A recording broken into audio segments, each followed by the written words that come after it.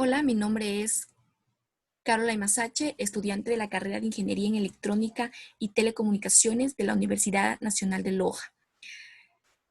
En este video les hablaré acerca de los medios de transmisión de información y de los elementos de un sistema de comunicaciones digitales. Para ello empezaré con una pequeña introducción y continuaré hablando acerca de los medios de transmisión guiados, no guiados y los medios de transmisión según su sentido. Y finalmente, de cada uno de los elementos que componen un sistema de comunicaciones digitales. Para dar inicio, hablaré acerca de James Clerk Maxwell, el cual es un científico escocés que unificó por primera vez la electricidad, el magnetismo y la luz como manifestaciones distintas de un mismo fenómeno, formulando así la teoría clásica de la radiación electromagnética. Los campos electromagnéticos se atribuyeron a su descubrimiento y con ello nacieron otros temas, como el espectro electromagnético, que es el conjunto de los campos electromagnéticos, distribuyendo así este espectro electromagnético tanto en un espectro radioeléctrico y el espectro visible, cada uno de ellos con sus respectivas bandas. Estas bandas tienen frecuencias en las cuales son utilizadas de distinta manera dependiendo de la aplicación. Por ejemplo, algunas de las aplicaciones que utilizan ondas electromagnéticas tenemos en el campo de la medicina, por ejemplo, para radiografías, los rayos X o los rayos gamma para las terapias, en las telecomunicaciones, el radio, la televisión, el internet, asimismo para la industria militar, en la medicina y hasta en nuestra vida cotidiana. Por ejemplo, cuando utilizamos nuestro control remoto o cuando hacemos uso de nuestro microondas. Ya. El primer tema, como les había mencionado, es acerca de los medios de transmisión de la información. Como se conoce, un medio de transmisión es el canal o vía que permite la comunicación entre el emisor y el receptor para la transmisión de datos o de información. Habitualmente, para realizar dicha transmisión se emplean ondas electromagnéticas, las cuales se propagan a través del canal y este canal puede ser un medio físico y otras veces no, debido a que las ondas electromagnéticas son susceptibles de ser transmitidas por el vacío. Los medios de transmisión se clasifican en dos grupos dependiendo de la forma de conducir, que son los medios guiados y los medios no guiados. Y tenemos también los medios de transmisión según su sentido. Como podemos observar en la siguiente imagen, tenemos los medios no guiados, que se ve una antena. Tenemos los medios guiados, un par trenzado, UTP, STP, o un cable coaxial o una fibra óptica, que a continuación detallaré cada uno de estos. Ya. Para empezar con los medios de transmisión guiados. Los medios de transmisión guiados, como su nombre lo indica, son aquellos que están constituidos por cables, los cuales se encargan de la conducción o guiado de las señales. Ya. Algunas de las características más importantes de los medios guiados son el tipo de conductor utilizado, pues estos pueden ser cable coaxial, fibra óptica, par trenzado. También otra característica es la velocidad máxima de transmisión. Es importante conocer de ella, ya que para que esta sea mayor dependerá mucho de la distancia entre los terminales o del tipo de conexión que se realice. Por ejemplo, punto a punto, multipunto, entre otros. Asimismo, otra característica es la distancia máxima que puede ofrecer entre repetidores, la inmunidad frente a interferencias electromagnéticas, la facilidad de instalación, que esto hace referencia, por ejemplo, a cuando es más fácil conectar, por ejemplo, cables, a poner dos antenas, que estos ya necesitan de una comunicación satelital. Y otra de las características es la capacidad de soportar diferentes tecnologías a nivel de enlace. Bueno, los medios guiados más utilizados por comunicaciones o la interconexión de ordenadores son par trenzado, el cable coaxial y la fibra óptica. Para el cable de par trenzado, como lo pueden observar en la primera figura, tenemos un cable de par trenzado, ¿sí? El cual consiste en dos alambres de cobre aislados. En general, este es de 1 milímetro de espesor y los alambres se entrelazan en forma helicoidal con el objetivo de reducir el ruido de diafonía. La diafonía es una perturbación electromagnética producida en un canal de conmutación por el acoplamiento de este con otro, pero para reducir dicha diafonía se debe aumentar el número de cruces por unidad de longitud. Así se puede reducir la interferencia eléctrica con respecto a los pares cercanos que se encuentren alrededor. Es importante también recalcar que los pares trenzados, estos se pueden utilizar tanto para una transmisión analógica como para una transmisión digital. Y su ancho de banda depende del el calibre del alambre y de la distancia que recorre.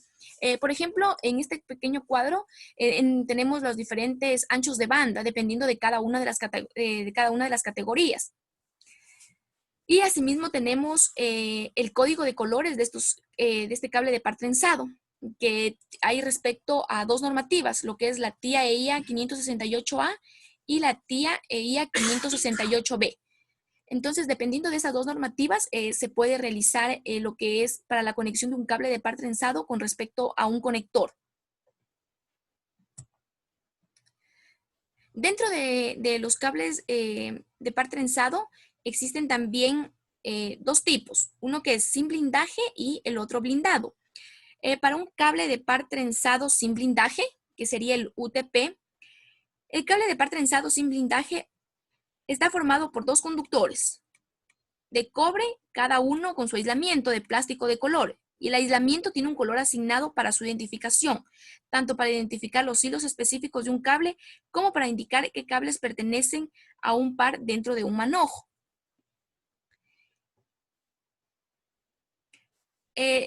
Al igual que antes les mostraba el código de colores, asimismo en este cable, la EIA ha desarrollado estándares para graduar los cables UTP según su calidad, que fue el cuadro que les mostraba anteriormente, que pertenecen con respecto a cada uno de sus anchos de banda.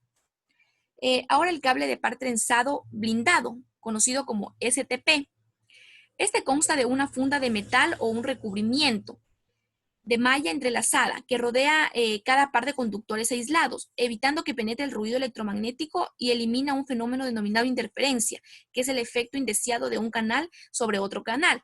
Entonces, el STP tiene las mismas consideraciones de calidad y usa los mismos conductores que el UTP, pero es necesario conectar el blindaje a tierra, que esto es en sí lo que lo diferencia del UTP, el blindaje.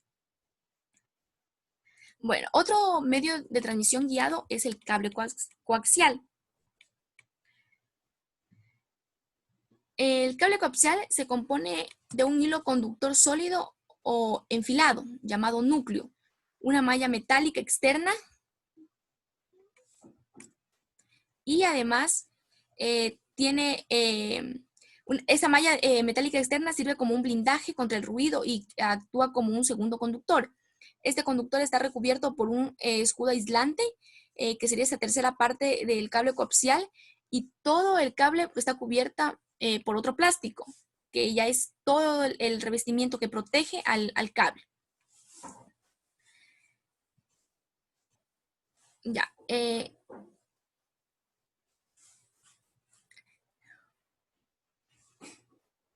Dentro de la fibra óptica,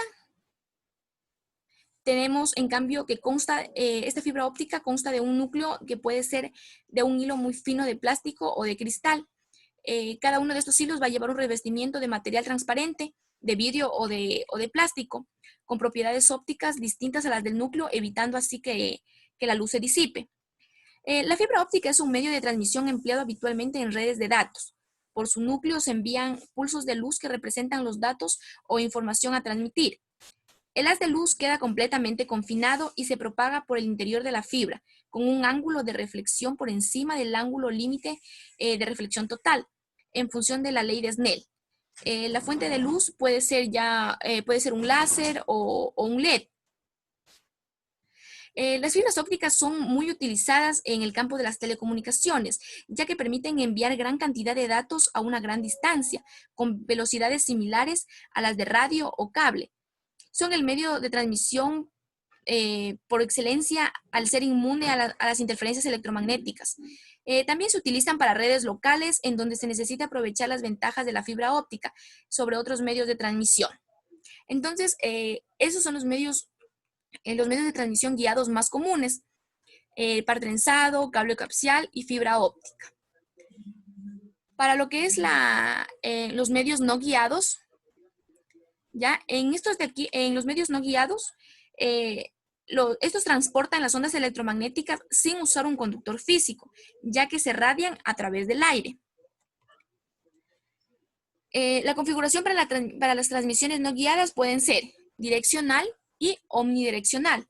En la direccional, las antenas transmisoras emiten la energía electromagnética concentrándola en un haz, por lo que las antenas emisoras y receptoras deben estar alineadas. Y en la omnidireccional, la radiación se hace de manera dispersa, emitiendo en todas las direcciones, pudiendo la señal ser recibida por varias antenas. Generalmente, cuanto mayor es la frecuencia de la señal transmitida, es más factible confinar la energía en un haz direccional. Entonces, según el rango de frecuencias de trabajo, las transmisiones no guiadas se pueden clasificar en 3 tipos: ondas de radio. Esas ondas de radio utilizan 5 tipos de propagación: la superficie, troposférica, ionosférica, la línea de visión y espacio. Cada una de ellas se diferencian por la forma en que las ondas del emisor llegan al receptor. Por ejemplo, siguiendo la curvatura de la Tierra, tenemos superficie. Reflejado en la troposfera es la propagación troposférica. En el reflejo de la ionosfera, en cambio, tenemos la propagación ionosférica. Viéndose una antena a otra, en cambio, es la línea de visión. Y retransmitidas por satélite, ya sería una propagación de espacio. Otra de las transmisiones no guiadas son las microondas. En un sistema de microondas se usa el espacio aéreo como medio físico de transmisión. La información se transmite en forma digital a través de ondas de radio de muy corta longitud, es decir, unos pocos centímetros. Estas pueden direccionarse a múltiples canales, de múltiples canales a múltiples estaciones dentro de un enlace dado, o pueden establecer enlaces punto a punto. Las estaciones consisten en una antena tipo plato y de circuitos que interconectan la antena con la terminal de usuarios. Así también es importante hablarles que las microondas, por ejemplo, tenemos lo que son los microondas terrestres y tenemos lo que son los microondas satelitales. Por ejemplo, los microondas terrestres, estos utilizan antenas parabólicas para las conexiones a larga distancia. También se utilizan conexiones intermedias punto a punto entre antenas parabólicas. Para las microondas satelitales, en cambio, nos dice que en los microondas satelitales, para que no haya interferencia, el rango de frecuencias para la recepción del satélite debe ser diferente del rango al que se emite. Algunas diferencias, por ejemplo, entre lo que son las ondas de radio y las microondas, son que las microondas son unidireccionales y las ondas de radio, en cambio, estas son omnidireccionales. Así también las microondas son más sensibles a la atenuación producida por la lluvia. Bueno, con respecto al tercer medio de transmisión no guiado, que es el infrarrojo, las redes por infrarrojo nos permiten la comunicación entre 2 modos, usando una serie de LEDs infrarrojos. Se trata de emisores y receptores de las ondas infrarrojas entre ambos dispositivos. Cada dispositivo necesita al otro para realizar la comunicación. Por ello, es escasa su utilización a gran escala. Como pueden observar, tenemos un control que, como les había mencionado al inicio, este control remoto utiliza el infrarrojo. Otro ejemplo, pueden también observar aquí que tenemos una USB. Los rayos infrarrojos no pueden atravesar las paredes. Entonces, por ello es lo que se utilizan para comunicaciones de corta distancia, videos, TV, estéreo, entre otros. Bueno, acerca de los medios de transmisión según su sentido. Ya, el primero es el simplex, que este permite la transmisión de información en un solo sentido y de forma permanente, como lo pueden observar. El transmisor solo puede transmitir en un solo sentido al receptor. Luego tenemos el Hall duplex. En este modo de transmisión, la información fluye en 2 sentidos, pero no simultáneamente. Solo uno de las estaciones punto a punto puede transmitir. Y finalmente tenemos el full duplex. Este es el método mayormente utilizado y aconsejable, ya que la comunicación puede ser en dos sentidos posibles, es decir, las dos estaciones pueden enviar y recibir datos, y así pueden corregir los errores de manera instantánea y permanente. Finalmente vamos a conocer lo que son los elementos de un sistema de comunicación digital. Como podemos observar en el siguiente gráfico, tenemos los elementos de un sistema de comunicación digital. Quizá este es un diagrama de bloques con un poco más de elementos. Por ejemplo, el encriptador que este no es utilizado en todos los elementos de un sistema de comunicación digital. Un diagrama más reducido es este, por ejemplo, que cuenta con una fuente de información, el codificador de fuente y de canal, los modulador, el canal de modulador, de codificador de fuente y de canal, y finalmente la fuente de información. Entonces, para empezar con cada uno de ellos, la fuente de información puede ser digital o analógica. Claro que en este caso estamos hablando de una comunicación digital, entonces sería una fuente digital. La fuente de información digital es la encargada de convertir el mensaje que se desea transmitir en una señal eléctrica adecuada al tipo de sistema que se va a utilizar. Un ejemplo de fuentes digital puede ser un micrófono o un servidor web. Ya. Dentro del codificador de fuente, en cambio, este tiene como función eliminar la parte de la redundancia ofrecida por la fuente, ofreciendo a la vez una comprensión en el código. En la transmisión de señales vocales, la información que genera la fuente es muy redundante, ya que en su mayor parte la señal se compone de niveles bajos de tensión, dándose en escasas ocasiones los niveles altos. Entonces, lo que hace este codificador de fuente es eliminar esa parte de la redundancia ofrecida por la fuente. Asimismo, tenemos lo que es el encriptador, que les había mencionado anterior. Este no es utilizado en todos los sistemas de comunicaciones digitales, pero lo que hace este encriptador en sí es proporcionar confiabilidad en las comunicaciones. Luego de ello tenemos un codificador de canal, que este codificador de canal se encarga de adecuar la señal que se desea transmitir a las condiciones que se van a dar en el canal de transmisión. Debido al ruido que se añade a la señal, la información recibida en el destino será diferente a la entregada por la fuente. O sea, va a haber un porcentaje de bits recibidos erróneamente, por lo que el codificador añade redundancia a la señal con la intención de poder detectar y corregir los posibles errores de la transmisión. ¿Ya? Luego tenemos el multiplexador. En el multiplexador, en cambio, este permite compartir los recursos de un sistema de comunicación por varias señales diferentes. Dentro de los multiplexores tenemos lo que es un multiplexor por división de frecuencia o también un multiplexor por división de tiempo. Asimismo tenemos el modulador, que el modulador lo que hace es, en sí es la operación de la modulación. Modulación es el proceso por el cual se modifica alguna de las características de la portadora mediante la señal moduladora. Otro bloque que tenemos es el acceso múltiple. Este acceso múltiple permite compartir el canal de transmisión por diferentes señales, al igual que ocurría con el bloque del multiplexado. Luego pasamos a un filtro transmisor. Este bloque actúa a modo de filtro, como ya su nombre lo indica. Lo que hace es limitar la señal modulada en función del ancho de banda establecido por el canal de transmisión. Asimismo, lo que hace es adecuar la potencia de transmisión de la señal modulada.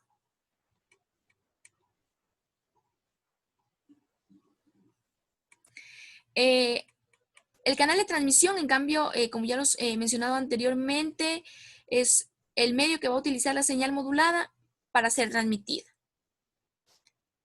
Y finalmente tenemos el sincronismo. Bueno, en el sincronismo lo que pasa es que las señales de sincronización en un sistema de comunicación digital van a ser muy importantes a la hora de permitir recuperar correctamente la información transmitida. Es por ello que es la importancia de poder obtener dichas señales. Para poder recuperar la información transmitida a través de un sistema de comunicación digital, se precisa conocer la señal de sincronismo de bit, también la señal de sincronismo de trama y la señal de sincronismo de portadora. Dentro de, en la parte ya empezamos con el filtro receptor, el demodulador, el demultiplexor. Bueno, este lado ya es el receptor. Estos bloques realizan las funciones inversas. Por ejemplo, el demodulador digital, cuya función es decidir que la forma de onda se envía en cada, es decidir qué forma de onda, por ejemplo, se envía en cada instante y por lo tanto decidir el conjunto de n bits que se envía. Para eso hay que ejecutar diferentes tareas de sincronismo y de compensación del canal. Bueno, luego tenemos el decodificador de canal, que este también, gracias a la redundancia introducida, permite corregir posibles errores y finalmente a partir de la decodificación de la fuente, volvemos a establecer el formato de los datos originales, reconstruyendo imágenes, voz o cualquier tipo de información en el formato analógico si este procede. Entonces, son todos los elementos de un sistema de comunicaciones digitales.